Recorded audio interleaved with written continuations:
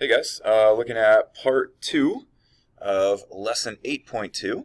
So I hope you guys are having a good week and things are going well. And I hope that you've been following along with the lessons that we're doing. So keep taking notes, keep following along and filling things in with me. That will really help as you try to do the assignments and things like that, of course. So in part 1 of section 8.2, we looked at the things that you see in yellow. We looked at just what's an arithmetic sequence and what's a common difference and how does it work and all that good stuff. Today we are looking at something called an arithmetic series, which means you are simply now finding the sum of an arithmetic sequence. So anytime you see the word series, it just means the sum of a sequence. In other words, if you were to have a comma, if I put a plus sign in there, it would then represent a series. And so if I did 2 plus 5 plus 8 plus 11, it would then become a series.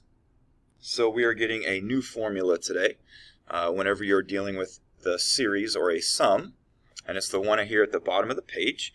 It looks like this. So definitely want to see the difference between this formula and the one that we did in the last lesson. Let me pull them both on the screen for a minute. So the one that you are seeing in yellow, you'll notice that it says A of n, and the one you're getting today says S of n. So whenever you are seeing the S formulas, it means you are finding a sum. Whenever you're seeing an A of n formula, that's when you're dealing with specific terms within the sequence. So the one that you're seeing today, which is this one, is for finding the sum. And all the parts of this formula should look familiar. It's still dealing with the number of terms, the first term, and the value of the last term. So one thing I tried to make a really big deal out of in the last lesson was the relationship between these two things. And that's super important for this formula too. N represents a term number, and A of n represents the value of that term. So let's just say you were going to find the sum of 10 terms. Well, that would make n 10. Right? That's the number of terms. So if I said find the sum of 10 terms, we would put a 10 right there for n. A of n would then represent the value of the 10th term. And so we're going to need to know what value this term number is in order to use this formula. So let me take you to a couple problems.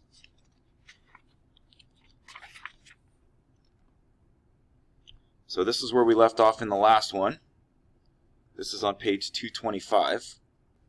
So turn to that page, and there was a couple of these you'll see I kind of had to fill in some of my own information because they didn't really quite have the examples that we needed to see. So you can kind of pause here for a second and write down this problem because we're going to start with this. So what we're looking at on this is a basic arithmetic sequence. We know it's arithmetic because it is adding 5 every time to get the next term in the sequence. So remember, we would say the common difference is 5. And we're going to find the sum of the first 12 terms of this sequence. Now, realistically, could this be done without a formula? Of course, right? I could lay out all 12 terms and I could add them together, but that would take a really long time. So formulas get us there a whole lot quicker, way more efficient. And so here was the formula that we looked at just a second ago. We said it was S of n is equal to n times the first term plus the last term all over 2. And so this is the formula that we're working with today. So here's the big issue that you got to deal with today. When you look at this formula, you first have to come up with all 3 pieces of the formula before you could actually use it, right?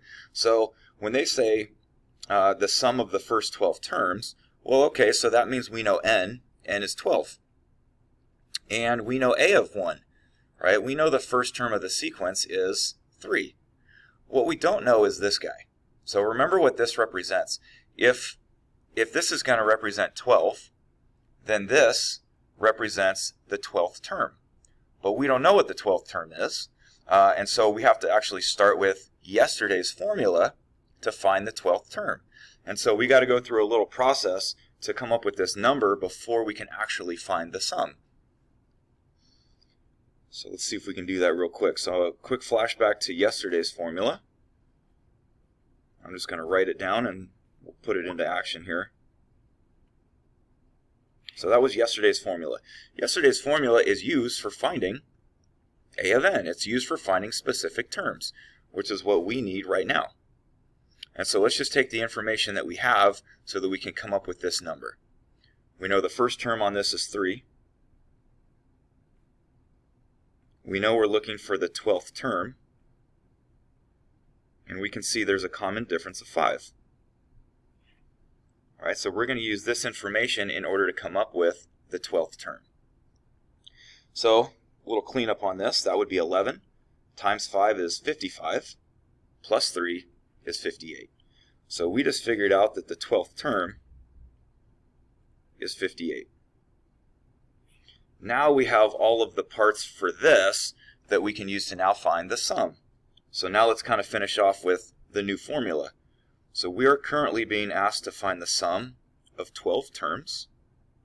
So again, we know n would be 12.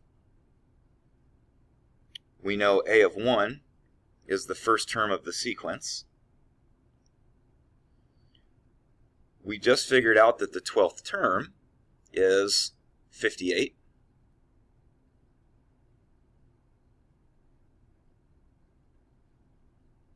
So now we have all the information that we would need in order to get the sum of those 12 terms. Let's throw that into a calculator. So I'm just going to kind of do this in pieces just to be safe. Let's say 3 plus 58, which I guess we could just say 61. But anyway, 3 plus 58 is 61. I'm going to divide that by 2. And I'm going to multiply that by 12. And now we have the sum of the first 12 terms of that sequence. So the correct way to say that would be that S of 12 is 366. And so that's it. That's the main idea for today's lesson. There's a couple variations here, but that's the main idea, right? This is the skill that we got to be able to do today. So again, overall, we are looking at this formula, but there's going to be cases where we have to figure out some of these values before we can actually complete the formula. And that's where this formula comes in, right? So anytime you are missing any of this information today, use this formula to find it, right? And so that's what we did on this first problem is we were missing him, and so we used this formula to figure out what that value was.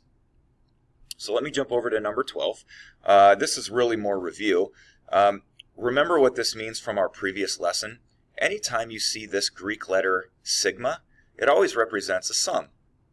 And so as soon as I see this, I could interpret this as I'm going to find the sum of terms 1 through 22 according to this rule. So it's like saying here's an arithmetic sequence, and we're going to find the sum of the first 22 terms. Now you could use today's formula. I'll show you really quick. So we're going to say let's find the sum of the first 22 terms of that sequence. So let's plug in the numbers. So we know that n is 22. We're finding 22 terms.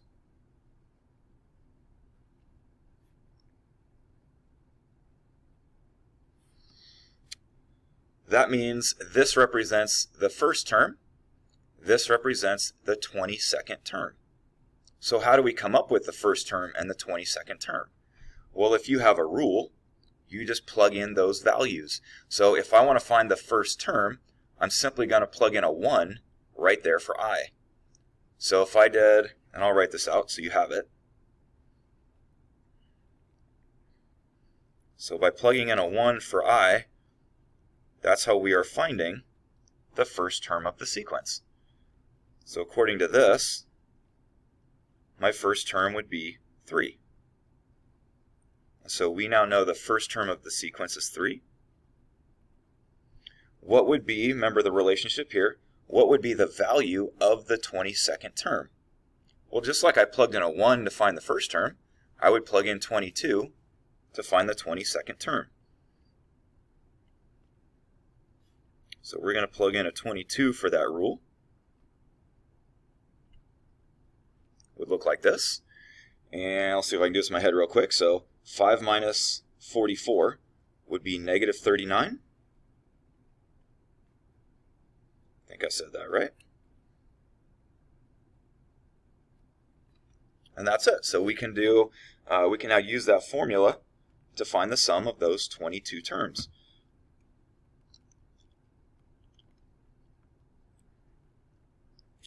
And I'm just going to do this all in one shot here. So I'm going to say 3 minus 39 on top over 2. And there's our sum. So the sum of those 22 terms would be negative 396. Remember, you can put this directly into a calculator as well. If I hit the math button and scroll down to where it says summation and hit enter, I can also type it in this way. So I'm going to do x equals 1, go up 22, and in parentheses I'll put this rule, 5 minus 2x. So it looks like this, and I still get that answer. So we have a few different ways we can do this, using a formula, using technology, so a couple different ways we can take this approach. Okay, let me take you to the last part, which I'm going to flip back to page 222, and we need to see one last type of problem today.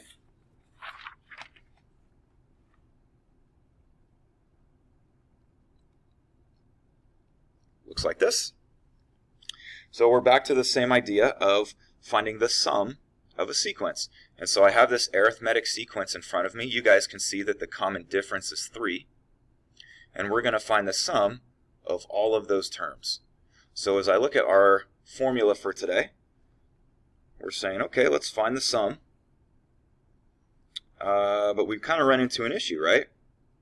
We don't know what n is. We don't know how many terms we're looking at. Well, we know the first term. We know the first term is 1, and we know the last term is 301. We just don't know how many terms there are. So just like the first problem that we did today, we're going to go back to this formula in order to figure out what n is. So this is now our unknown. We don't know the number of terms, but we do know everything else. We know a of n, the last term, is 301. We simply need to know what term number has a value of 301. And so we're going to go to this formula and we're going to say, okay, I got a value of 301. And I have a first term, which is 1.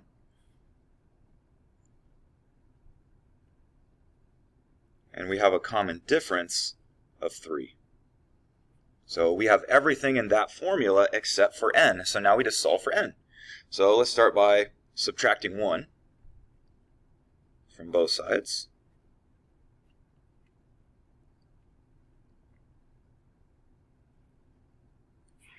Then you could distribute, but I'd rather just divide both sides by 3. I think that's easier. So if I divide both sides by 3, I get 100 equals n minus 1. And if I add 1 to both sides, I get 101. So we now know the number of terms in this sequence is 101. There are 101 terms in that sequence. And this is the 101st term, based on what we just came up with. So we can now go to this formula and say, okay, we now know that I'm finding the sum of 101 terms. So that's what n is, 101. We know the first term, and we now know what the we already knew the 101st term is 301.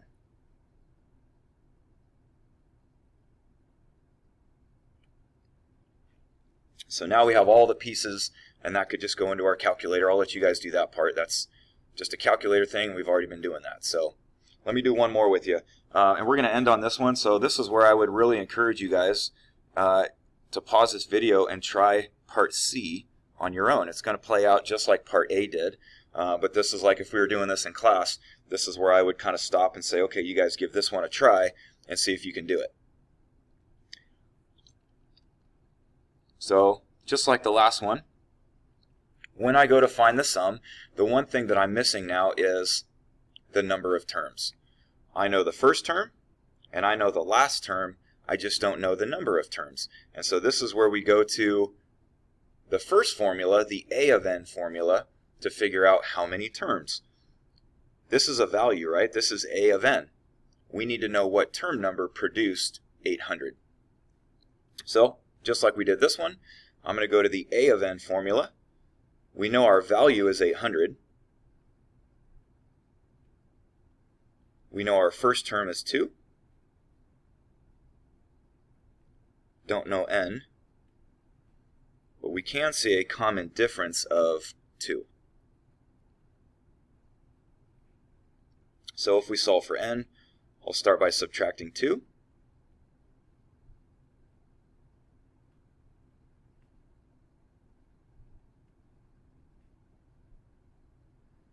And then the next thing I would do would be to divide both sides by 2. This must be 399 if I divide that by 2. And then the last thing I can do is add 1 to both sides, which tells me I am dealing with 400 terms. So we are being asked to find the sum of those 400 terms in that sequence. We know the first term, and we know the 400th term is 800. So let's go to our new formula for today. We'll close it out on this. So let's find the sum of those 400 terms. Again, n, the number of terms, as we now know, is 400. We know the first term is 2. We know the last term is 800. And the rest is calculator. And again, I'll let you guys do the calculator part on your own. That's just plugging in some numbers. But again, so those are the main ideas that we're working with today. So keep those formulas and keep these notes in front of you as you're doing the assignment so that you have these for reference, right? But these are the 2 formulas that we're going to be putting into use. So get going on that, and we'll talk next time.